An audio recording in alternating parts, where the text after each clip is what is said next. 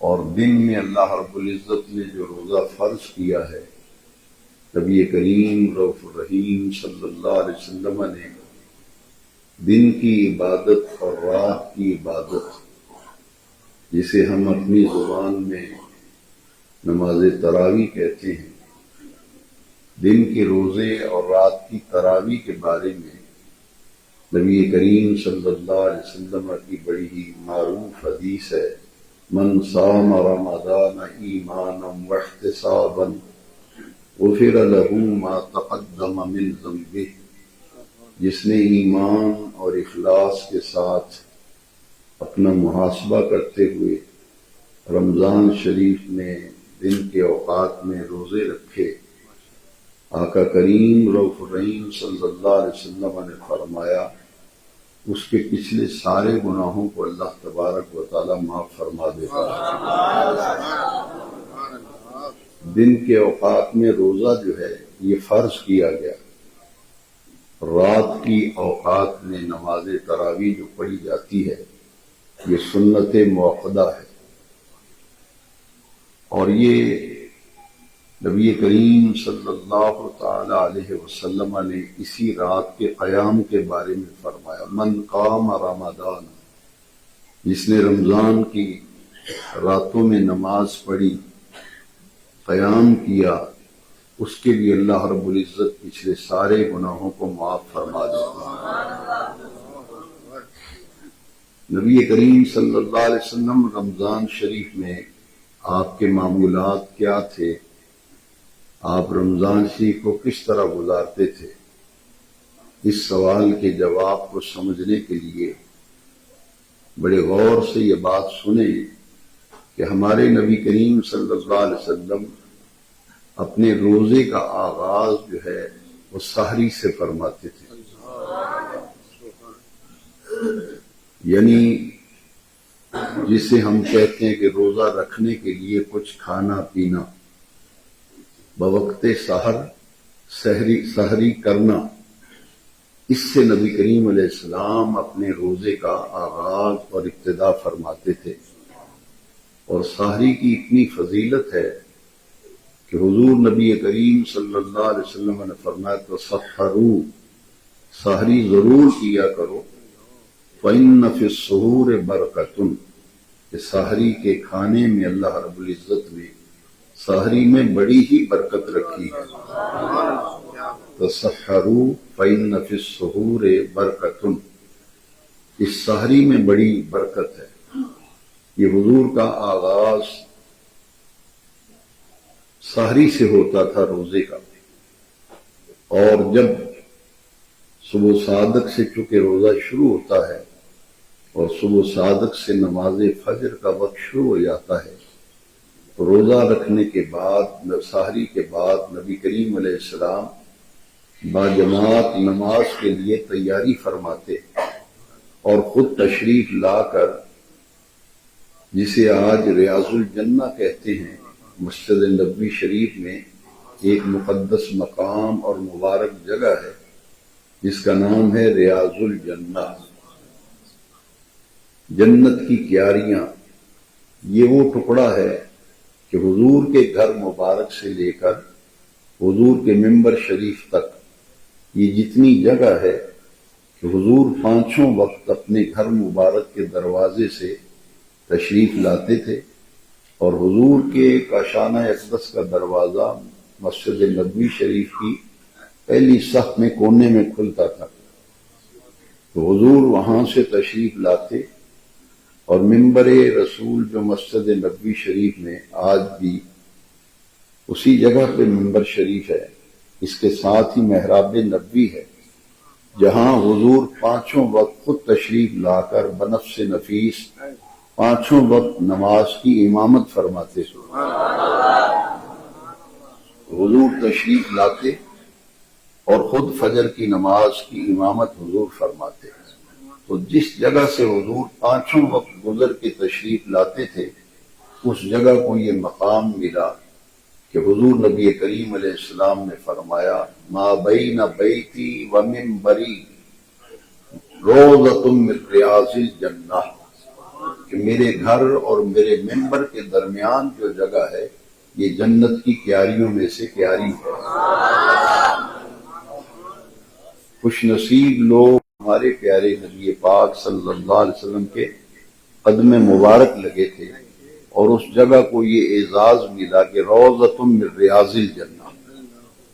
تو حضور روزے کا آغاز اور ابتدا سحری سے فرماتے تھے، اور بغیر سحری کی یہ روزہ رکھنا یعنی کچھ کھانا پینا ہی نہیں، اس سے نبی کریم علیہ السلام نے منع فرمایا کہ چند گھونٹ پانی کے پی لو اور کچھ اور دودھ پی لو، کھجوریں کھا لو، کچھ نہ کچھ سحری کے وقت کھانا پینا یہ نبی کریم علیہ السلام کی سنت ہے اور سحری ضرور کرنی چاہیے۔ اور پھر نبی کریم صلی اللہ علیہ وسلم رمضان شریف میں قرآن مجید کے ساتھ اتنا گہرا ربط اور تعلق حضور کے معمولات سے نظر آتا ہے کہ رمضان شریف میں قرآن مجید سے حضور کی محبت کی یہ کیفیت تھی کہ سدرہ سے جبریل آتے تھے اور نبی کریم علیہ السلام کے ساتھ قرآن مجید کی منزل کا دور کیا کرتے تھے۔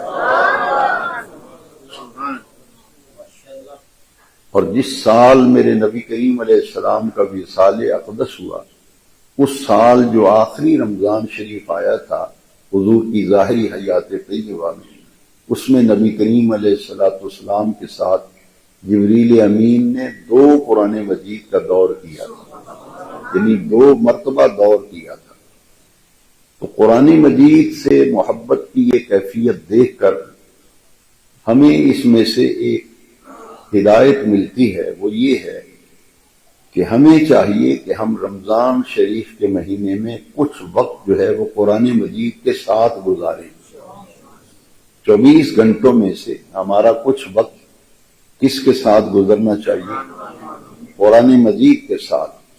دوستوں کے ساتھ وقت گزارتے ہو، اس مہینے کے اندر کچھ لمحے ذرا قرآن کے ساتھ بھی گزار کے دیکھیں کہ آپ کو اس قرآن کے ساتھ جو آپ کا وقت گزرے گا اس کا فائدہ، اس کا نفع، اس کے فوائد و ثمرات آپ کو عید الفطر کے دن اپنے باطن میں، اپنے من میں آپ کو وہ سارے فوائد و ثمرات خود بخود دکھائی دیں۔ ہمارا دین یہ چاہتا ہے کہ رمضان شریف نزول قرآن کا مہینہ ہے، اس لیے اللہ کے بندے اپنا کچھ وقت جو ہے وہ قرآن مجید کے ساتھ گزاریں۔ کیسے گزاریں؟ اس کی ایک کیفیت تو یہ ہے تلاوت قرآن۔ کیا ہے؟ تلاوت قرآن، کیونکہ ایک ایک حرف کے بدلے میں لفظ نہیں، ہر حرف کے بدلے میں 10 نیکیاں ملتی ہیں قرآن مجید کی تلاوت۔ اور تلاوت کی حضور کی کیفیت آپ نے سن لی کہ جبریل امین سدرہ سے آ کر حضور کے ساتھ قرآن مجید کا دور کیا کرتے تھے۔ اس سے بھی ہمیں ایک ہدایت کا راستہ ملتا ہے کہ ہمیں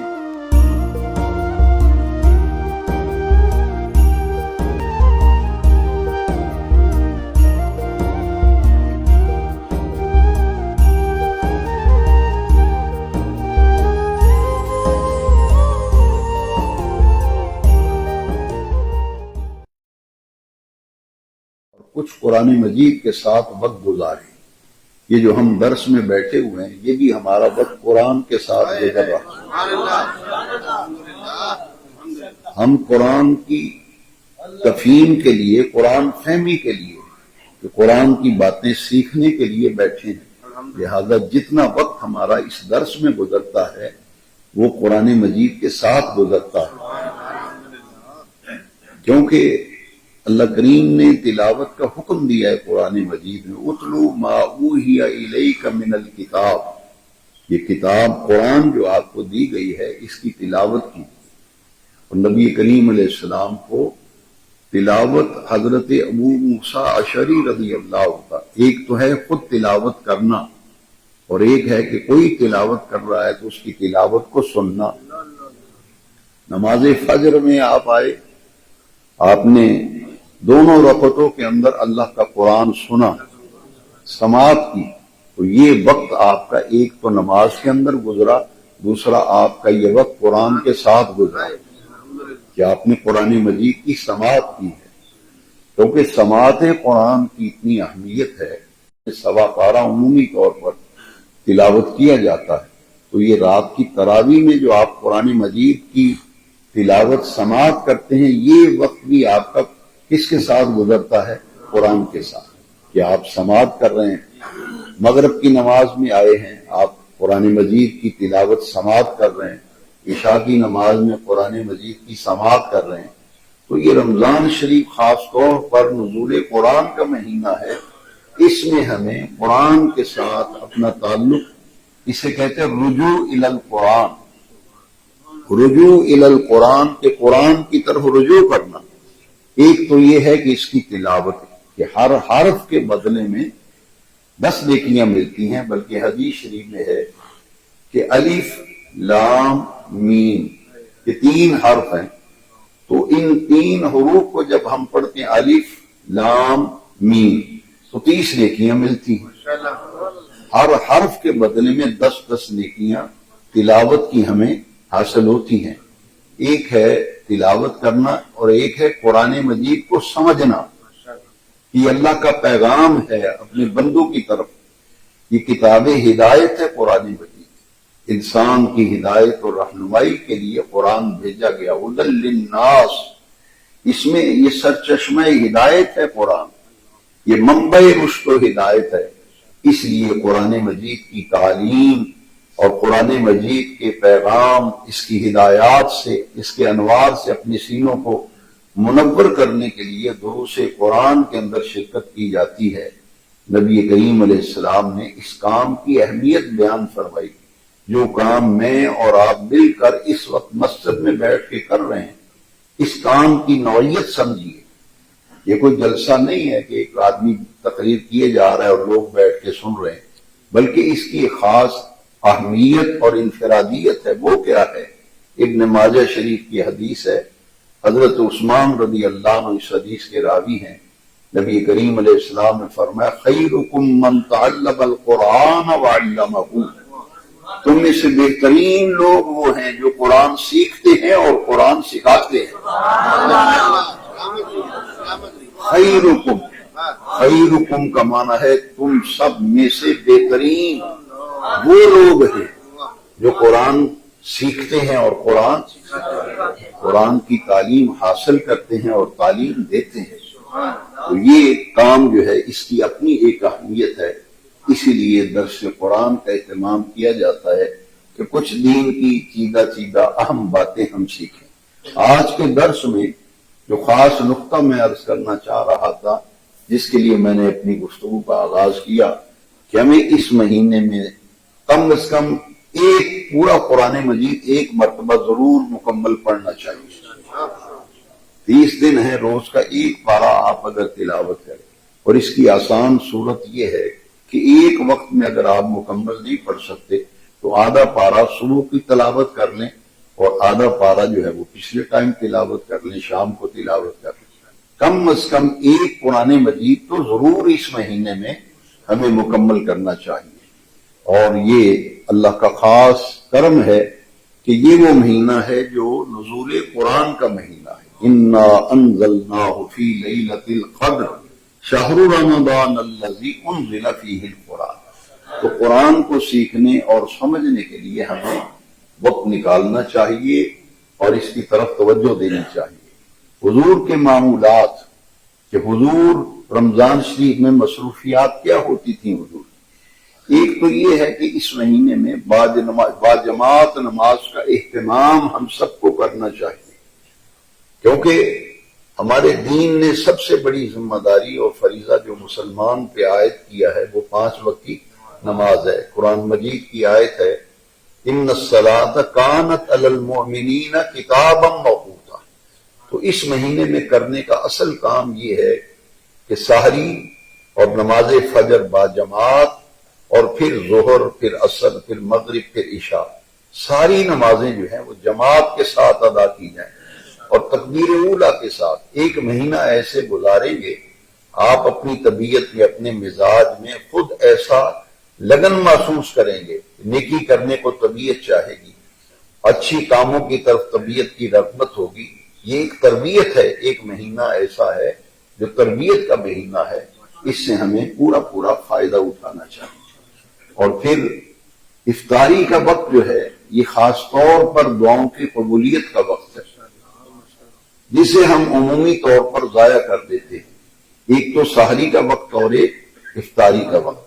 सहरी के बारे में आपने हदीस शरीफ सुन ली, अब इफ्तारी जो है इसके बारे में दो हदीसें बड़ी अहम हैं। एक तो ये कि इस वक्त की कदर पहचानो, ये वक्त इतना कीमती है कि इस वक्त हाथ फैलाकर जो बात तुमने अपने रब से कह देनी है, अर्ज कर देनी है, वो हर हाल में कबूल होगी, वो बात रद्द नहीं होती। हुजूर की हदीस शरीफ है, अब दुआओ मुस्तजब न छूट जाए और एक रकत ना निकल जाए, दो रकतें ना निकल जाए। इसलिए एहतिमाम और इल्तिजाम इस बात की तरफ तवज्जो करने की जरूरत है कि तकबीर ऊला के साथ जमात के इंतजार में बैठना मस्जिद में, जितनी देर आप मस्जिद में जमात के इंतजार में बैठेंगे आपके नामा अमाल में लिखा जाएगा कि नमाज की कैफियत में रहा। क्योंकि हदीस शरीफ में है कि अल्लाह ताला को वो बंदे बड़े पसंद हैं जो एक नमाज के बाद दूसरी नमाज का इंतजार करते हैं।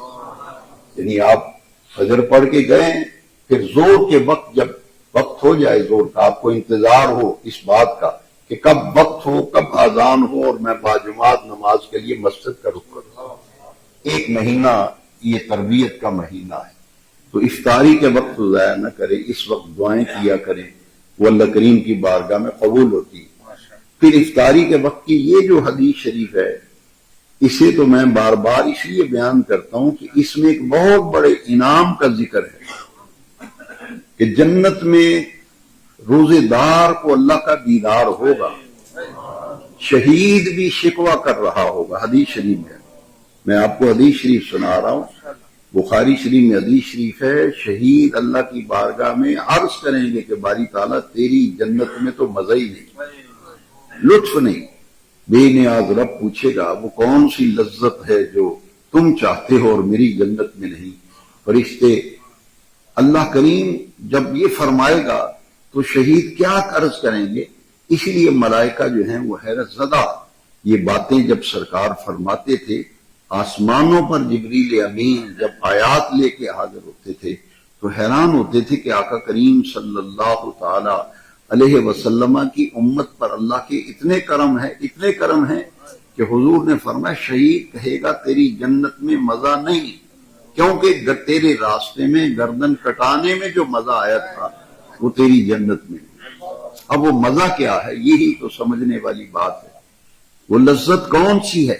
हदीस शरीफ में कि शहीद जब अल्लाह के रास्ते में अपनी जान का नजराना देता है, उसके खून का पहला कतरा जमीन पर गिरने से पहले पहले अल्लाह करीम उसको अपना दीदार अता करता है। वो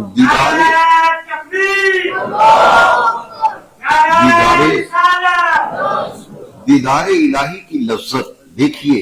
रोजा इसलिए अहम तरीन इबादत है, अहम तरीन इबादत है कि हर नेकी पर जन्नत का वादा है, हर नेक अमल पर जन्नत का वादा है। रोजा एक ऐसी इबादत है जिसके बदले में जन्नत वाला मिलता है, जन्नत वाला मिलता है। हदीस शरीफ में कि रोजेदार को जन्नत में अल्लाह का दीदार होगा, शहीद को नहीं होगा। क्यों? वो शहादत के वक्त अल्लाह का दीदार कर चुका होगा। वो अर्ज करेगा बारी ताला दुनिया में भेज, अपने रास्ते में शहीद करवा, फिर जन्नत में बुला, फिर दुनिया में भेज, अपने रास्ते में शहीद करवा, फिर जन्नत में बुला, ताकि तेरे दीदार की लज्जतें बार बार हासिल करते हैं। तो ये रोजेदार के लिए बहुत बड़ा इनाम है कि उसको अल्लाह का दीदार होगा। अब वो हदीस शरीफ सुनेंगे तो अब लुत्फ आएगा। हुजूर ने फरमाया लिस्साए में फरहतान, रोजेदार के लिए दो राहतें हैं, दो खुशियां हैं। लिस्साए में फरहतान, रोजेदार के लिए दो खुशियां हैं। फरहतुन इंद फिक्रिही व फरहतुन इंद लिकाए रब्बिही। एक खुशी उस वक्त होगी जब इफ्तारी के वक्त वो पहला लुकमा उठाकर मुंह में रखता है پورے سال کھانے میں وہ مزہ اور لذت نہیں جو افطاری کے پہلے لقمے میں۔ یہ میرے آقا کی حدیث ہے، للصائم فرحتان، فرحۃ عند فطرہ وفرحۃ عند لقاء ربہ، اور ایک راحت و خوشی اس وقت ملے گی جب اللہ کا دیدار ہوگا۔ تو یہ وقت بڑے قیمتی ہیں، ان کی طرف توجہ کرنی چاہیے۔ اور پھر نماز مغرب کے بعد پھر کھانا تناول فرمانا نبی کریم علیہ السلام کا معمول مبارک تھا۔ پھر نماز عشاء کی تیاری، پھر رات کے قیام کی تیاری۔ تو اس طرح سے حضور اس مہینے میں خاص عبادت، جو میں پہلے کئی مرتبہ اپنے دروس کے اندر یہ بات عرض کر چکا ہوں کہ نبی کریم علیہ السلام پر 6 نمازیں فرض تھیں۔ چھٹی نماز کون سی فرض تھی؟ نماز تہجد۔ بعد میں حضور کے لیے یہ نماز نفل کر دی گئی، لیکن اولاً یہ حضور پر فرض تھی، تہجد کی نماز۔ نبی کریم علیہ السلام کی تہجد کا معمول تھا کہ آپ جو عشاء کے وتر ہیں یہ نبی کریم علیہ السلام تہجد کے ساتھ ادا فرماتے تھے، اور 8 رکعت حضور تہجد کی نماز پڑھتے تھے، 3 رکعت نبی کریم علیہ السلام جو ہیں صلاۃ الوتر ادا کیا کرتے تھے۔ تو کل 11 رکعتیں حضور تہجد کے وقت، 8 تہجد کے نفل اور 3 وتر، یہ حضور کا معمول مبارک تھا۔ تو ہمیں چاہیے کہ اس مہینے میں حضور کے ان معمولات کو سامنے رکھتے ہوئے جو سال بھر تہجد کی نماز نہیں پڑھ پاتا، اس کے لیے بڑی آسانی ہو جاتی ہے کہ آپ کی سحری تیار ہو رہی ہے، کھانا بالکل آپ کا تیار کر کے ٹیبل پہ رکھنے کی تیاری ہو رہی ہے، آپ فوراً وضو کریں اور 2 رکعت ضرور تہجد کی نماز پڑھیں، 2 سے شروع کریں، پھر اگلے دن 4 پڑھیں، طبیعت لگنے لگے تو اگلے دن 6 پڑھ لیں۔ بعض لوگ پہلے دن بڑے شوق میں آ کے 6 7 8 پڑھ دیں گے، اگلے دن 1 بھی نہیں پڑھتے۔ اس طرح نہیں کرنا چاہیے، بلکہ دین یہ کہتا ہے کہ نیچے سے اوپر کی طرف جائیں، پہلے 2 پڑھیں، جب دل لگ جائے، طبیعت مانوس ہو جائے، پھر اگلے دن 4 کر لیں، پھر طبیعت مانوس ہو تو 6 کر لیں۔ ایسے کبھی مت کرنا کہ ایک دن 8 پڑھ لیں تو دوسرے دن 1 بھی نہ پڑھیں، یہ بات مناسب نہیں، کیونکہ جو عمل جو ہے اگرچہ قلیل عمل ہو، تھوڑا عمل ہو، لیکن محبت سے ہو، اللہ تعالیٰ کو بہت پسند ہے۔ اس لیے اس مہینے کو ہمیں قرآن مجید کے ساتھ کچھ وقت گزارنے کے لیے اپنا ذہن بنانا چاہیے، تلاوت قرآن کی طرف راغب ہونا چاہیے۔ اللہ تبارک و تعالیٰ اس مہینے سے ہمیں نفع اٹھانے، فائدہ اٹھانے کی اللہ کریم توفیق عطا فرمائے۔ دیکھیے کتنا عظیم مہینہ ہے کہ حضور نے فرمایا اگر تم سے کوئی جھگڑا کرے تو اس کو صاف کہہ دو کہ بھائی میں جھگڑا نہیں کرتا، میں روزے سے ہوں، انا صائم، میں روزے دار ہوں، میں نے روزہ رکھا ہوا ہے، اور جو میرا منصب ہے، سٹیٹس ہے، وہ اجازت نہیں دیتا میں تیرے ساتھ جھگڑا کروں۔ یہ ہے اصل میں روزے دار کو جھگڑا کرنے سے کیوں منع کیا گیا؟ روزے دار ہونا کو معمولی منصب ہے، سٹیٹس ہے، اللہ کو اتنا پسند ہے کہ اللہ کریم کے پیارے محبوب فرماتے ہیں کہ جو بندہ تم سے گالی دے رمضان شریف میں، آپ کو گالیاں نکالے، اس سے کہو بھائی میں صائم ہوں، انا صائم، میں روزے دار ہوں، میں نے روزہ رکھا ہے۔ یہ روزے دار ہونا میرا ایک ایسا سٹیٹس ہے جو مجھے اجازت نہیں دیتا میں تیری گالی کا جواب گالی سے دوں۔ اور اگر کوئی جھگڑا کرے اس سے کہو بھائی میں روزے سے ہوں، میں جھگڑا نہیں کرتا۔ گالی دے تو حضور نے فرمایا کہو میں روزے سے ہوں، میں گالی کا جواب نہیں دیتا تمہارا۔ یعنی روزہ بہت سی خرابیوں سے بچانے والا ہے، انسان کے اندر تقوی کی خوبی آتی ہے۔ سب سے بڑا اللہ کی ذات پر جو تیقن ہے اور ایمان، پختہ ایمان، تیقن اور ایقان کا معنی ہے پختہ یقین، پختہ ایمان، پختہ عقیدہ بندے کا یہ ہو۔ جیسے روزہ جو ہے، اعلیٰ حضرت علیہ رحمہ کے بچپن کا ایک واقعہ جو ہے وہ بڑا ہی اس معاملے میں ہمارے لیے رہنما ہے، جس سے ہم آسانی کے ساتھ روزے کا مقصد سمجھ سکیں گے۔ اعلیٰ حضرت ابھی کم سن تھے، روزہ فرض نہیں تھا، چھوٹے بچوں پہ روزہ فرض نہیں، لیکن بعض بچے شوق سے رکھ لیتے ہیں تو گھر والے پھر خوشی مناتے ہیں کہ آج ہمارے بچے نے روزہ رکھا ہے، تو معمول سے زیادہ اہتمام بھی کیا جاتا ہے بچے کی خوشی کے لیے۔ اسی طرح ہمارے اعلیٰ حضرت چھوٹی عمر میں تھے، روزہ تو فرض نہیں تھا، اب اپنے شوق سے روزہ رکھا، تو آپ کے والد ماجد بڑے خوش ہوئے، والدہ ماجدہ بڑی خوش ہوئی کہ بچے نے روزہ رکھا ہے، چلو حوصلہ افزائی کرنی چاہیے۔ تو جتنے قریبی رشتہ دار تھے ان کو دعوت دی کہ ہمارے ہاں آج آپ افطاری کریں۔ جب افطاری کا دسترخوان لگ گیا اور افطاری کا وقت بالکل قریب تھا، سامان چنا ہوا تھا، تو اعلیٰ حضرت نے دیکھا کہ جب یہ بچہ میرا پیدا ہوا، اعلیٰ حضرت کے والد نے کہ جب یہ بچہ پیدا ہوا تھا تو مجھے بشارتیں ملی تھی کہ تمہارے ہاں جو بچہ پیدا ہوا ہے اللہ تعالیٰ اس سے دین کا ایسا کام لے گا کہ اس کی شہرت شرق سے لے کر غرب تک ہوگی۔ تو انہوں نے آزمانے کے لیے کہ جس بچے کی بشارتیں ملی تھیں اس میں کیا صلاحیت ہے کہ مجھے بشارتیں ملی، اور بڑے بڑے اولیاء کاملین نے مبارک دی کہ یہ بچہ بہت ایسا ہے کہ پوری دنیا میں اس کی شہرت ہوگی۔ آپ نے آزمانے کے لیے دروازے بند کیے، کنڈیاں لگائیں، کھڑکیاں بند کی، اور احمد رضا ابھی ننھے تھے تو آپ کے والد ماجد نے کہا کہ بیٹا دیکھو بچوں کا روزہ ایسے ہی ہوتا ہے، تو یہ میں نے کھڑکیاں اور دروازے بند کر دیے ہیں، دسترخوان پہ جو چیزیں لگی ہوئی ہیں جو طبیعت چاہتی اٹھاؤ اور کھا لو، جو پینا چاہتے ہو پی لو، تمہیں کوئی دیکھ نہیں رہا بیٹا، تمہیں کوئی دیکھ نہیں رہا، جو مرضی اٹھاؤ کھاؤ پیو، کنڈیاں میں نے لگا دی ہیں، تمہیں کوئی دیکھ نہیں رہا، دروازے بند ہیں، کھڑکیاں بند ہیں، کسی کے آنے کا بھی امکان نہیں، تو اٹھاؤ اور کھاؤ، پینا ہے تو پیو۔ اعلیٰ حضرت ابھی کم سن تھے، نظر بھر کے اپنے باپ کے چہرے کی طرف دیکھا، جو جواب دیا وہ سمجھیے ذرا، یہ ہے روح روزہ، لعلکم تتقون، وہ سمجھیے۔ آپ نے ایک نظر بھر کے باپ کے چہرے کو دیکھا، کہا ابا جان یہ ٹھیک ہے کہ دروازے بند ہیں، کنڈیاں لگا دی، کوئی آنے کا امکان نہیں کسی کا، مجھے کوئی دیکھ نہیں رہا، میں جو کچھ چاہوں کھا پی سکتا ہوں، مگر ابا جان جس اللہ کے لیے روزہ رکھا ہے وہ تو دیکھ رہا ہے، جس اللہ کے لیے روزہ رکھا ہے وہ تو دیکھ رہا ہے۔ یہ ہے لعلکم تتقون، اور جس کا روزہ ہو ایمان سے بتاؤ، جس کا روزہ ہو، گھر میں فریج پڑی ہوئی ہے تمہیں کو دیکھ ہی نہیں رہا، فروٹ پڑا ہے، جوس پڑا ہے، ہر قسم کی نعمتیں، کوئی آدمی نظر اٹھا کے بھی دیکھتا ہے۔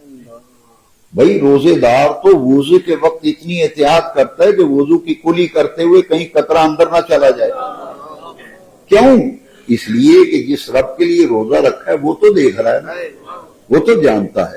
تو روزہ انسان کے اندر اللہ کی ذات پر تیقن کی اعلیٰ ترین صورت انسان کے دل میں پیدا کرتا ہے کہ ہمارا رب کریم خالق کائنات جس نے ہم پر روزہ فرض کیا ہے اس میں ہمارے لیے بہتری ہے۔ وَأَن تَصُومُوا خَيْرٌ لَكُمْ، فرمایا یہ تمہارے لیے بہتر ہے، اس لیے یہ ہماری بہتری کے لیے روزہ فرض کیا گیا۔ آئیے مل کر دعا کرتے ہیں کہ اللہ کریم اس مہینے سے ہمیں زیادہ سے زیادہ دین سے محبت، مسجد سے محبت، قرآن سے محبت، ایک لگن ہمارے اندر پیدا ہو جائے کہ ہم اپنے اللہ سے تعلق بندگی جو ہے اسے مضبوط و مستحکم کریں۔ رب کریم عمل کی توفیق عطا فرمائے۔ الصلاۃ والسلام علیک یا سیدی یا رسول اللہ وعلی آلہ وصحبہ۔